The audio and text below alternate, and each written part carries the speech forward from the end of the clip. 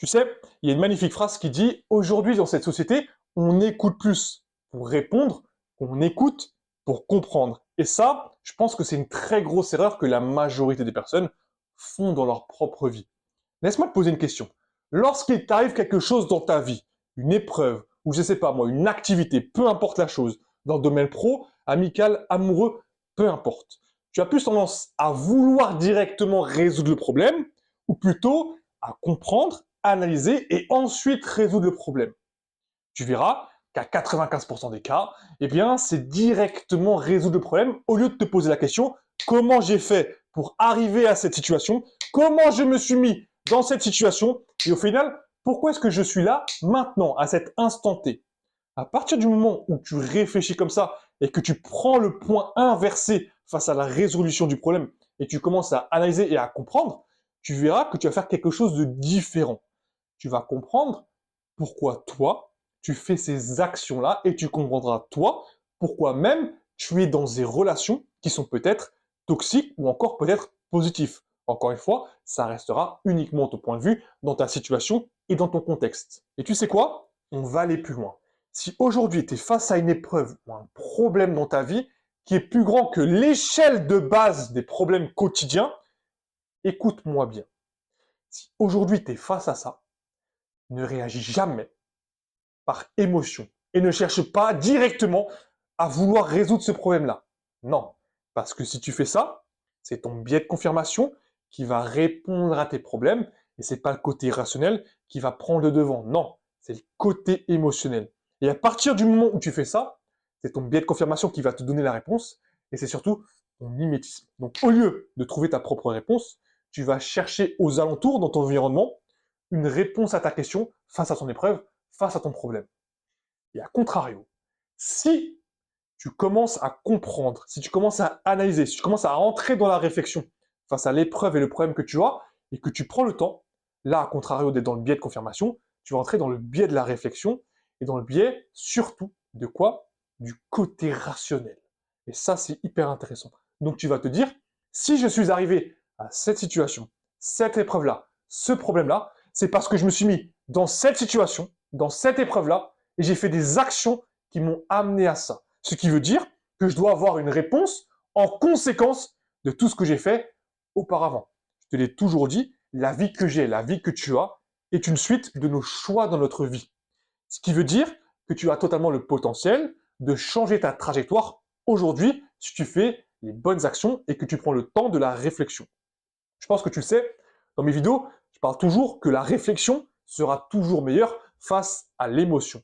Parce que dans ce cas précis, et tu remarqueras dans ta réalité, dans ta vie, que dans la majorité des cas, les personnes, ils font quoi? Ils réagissent ou ils agissent face à leurs épreuves, face à leurs problèmes. Tu connais la réponse, ils réagissent au lieu d'agir. Et ça, malheureusement, c'est ce que la majorité des personnes font. Et encore une fois, est-ce que c'est la bonne réponse? Je ne sais pas te dire. Mais ça fait très longtemps que moi, j'ai compris cette chose-là et que j'agis plus que je réagis. Alors, bien évidemment, il y a toujours des moments dans ma vie où je sais que je réagis plus que j'agis. Encore une fois, il faut s'entraîner. Et le problème qu'il faut comprendre, c'est que souvent, lorsque tu réagis, ça veut dire que tu es attaché face au résultat souhaité, face à l'épreuve, au problème que tu as. A contrario, si tu agis face à la situation, à l'épreuve, ça veut dire que tu es détaché face au résultat, face au problème, face à la situation dans laquelle tu es. Je me permets de couper la vidéo maintenant. Si vous souhaitez rentrer en contact avec moi, vous trouverez les liens en commentaire épinglé et en description avec mon Instagram, mon Calendly, etc., etc. Et vous trouverez aussi mon lien Patreon pour des vidéos vraiment exclusifs. Et je vais te dire une chose. Le concept de l'attachement et du détachement est hyper intéressant. Parce que le détachement est basé sur ton instinct. Est-ce que tu t'es déjà retrouvé dans une situation où tu dis, j'ai vécu ça, j'ai connu ça, je sais ce que ça va arriver, je sais ce qui va se passer, je sais ce qui va m'arriver. Ça, c'est ton instinct qui agit face à la situation dans laquelle tu es. Ça veut dire que tu es tellement détaché de la situation que ton instinct t'envoie directement les réponses. Je pense que tu as déjà connu cette étape dans ta vie où tu as déjà aiguisé ton instinct à un niveau qui est stratosphérique. Je vais te dire un truc. On parle souvent de l'instinct qui dit ouais, l'instinct il est mauvais, l'instinct ici. Non. Ton instinct, il est basé sur deux choses.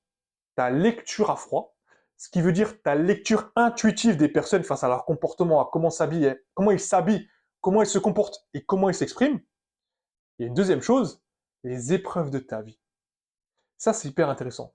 Parce que souvent, les épreuves de ta vie ne sont plus des épreuves, mais des leçons si et seulement si tu as réussi à prendre le positif de tout ça et non le négatif. Et ça, c'est hyper intéressant. Tandis que l'attachement, lui, il n'est pas basé sur ton instinct. Non. Il est basé sur les choses qui t'ont brisé dans ta vie, les traumas que tu as eus. Ce qui veut dire que si tu te bases sur l'attachement, eh bien, tu verras que ton instinct ne fera pas la différence dans la situation. C'est pour ça que avant d'entrer dans une situation, avant d'entrer dans quelque chose de nouveau, fais confiance à ton instinct. Parce que ton instinct, il va te démontrer directement si tu es dans la bonne pièce ou non. Et ça, c'est hyper intéressant. Je pense que tu as déjà ressenti ça. Tu as déjà ressenti lorsque tu es rentré dans quelque part et tu as senti une ambiance pesante sur toi. Tu dis, attends, je suis pas le bienvenu. À ton avis, qu'est-ce qui t'a amené ça? Est-ce que c'est ton attachement face à la situation ou plutôt ton détachement? C'est plutôt ton détachement qui est basé sur ton instinct, sur les deux choses que je viens de t'expliquer. Ça, c'est hyper intéressant. À partir du moment où tu arrives à aiguiser ton instinct, tu comprendras que tu arriveras à plus de détacher des situations. Tandis que si tu n'arrives pas à pardonner, si tu n'arrives pas à passer outre tes anciens problèmes, tes anciennes épreuves, et que tu ne pardonnes pas, tu verras que tu seras toujours attaché au problème. Et d'ailleurs, je vais partir un peu plus loin. Et je l'ai toujours dit, ton cerveau ne comprend pas la négation, ce qui veut dire que souvent, lorsque tu n'arrives pas à pardonner quelque chose qui t'a fait mal, tu verras que ton corps va te mettre à l'épreuve. Soit tu auras mal au dos, tu auras mal quelque part. Ça, encore une fois, c'est les pensées. Face à tes problèmes, face à tes épreuves. Vous pouvez me prendre pour un fou, mais essayez. Et c'est hyper intéressant. Si tu n'arrives pas à pardonner quelque chose, tu verras qu'à un moment donné, ton corps te montrera qu'il faut que tu pardonnes, sinon il passera jamais à autre chose.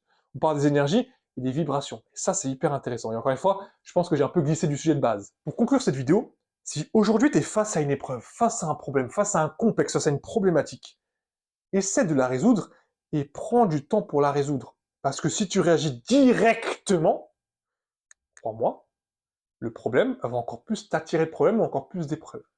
Si tu prends le temps de la réflexion, tu verras qu'il y a plus de choses positives qui vont t'arriver. Parce que oui, on le dit souvent, tout arrive à point à qui sait attendre. Et ça, c'est la meilleure chose que tu dois comprendre et la meilleure leçon que je dois te donner aujourd'hui. Et encore une fois, n'oublie pas, je t'ai parlé de l'instinct, mais comprends une chose, si ton instinct est bon, ça ne veut pas dire que ton instinct va directement te donner la réponse. Non, il va t'apporter une réflexion, dans le sens où il te met en garde, ce qui est différent de la réponse à chaud. La réponse à chaud, c'est quand tu prends la réaction directement, au lieu de faire la réponse à froid, et tu prends le temps et tu agis. Ça, c'est ce que je voulais t'expliquer dans cette vidéo, grâce à ces deux concepts précis. Merci à tous d'avoir regardé cette vidéo jusqu'à sa fin. C'était Mickaël, et comme je dis toujours, prenez soin de vous, marchez avec confiance, marchez avec vérité. On se retrouve pour la prochaine vidéo.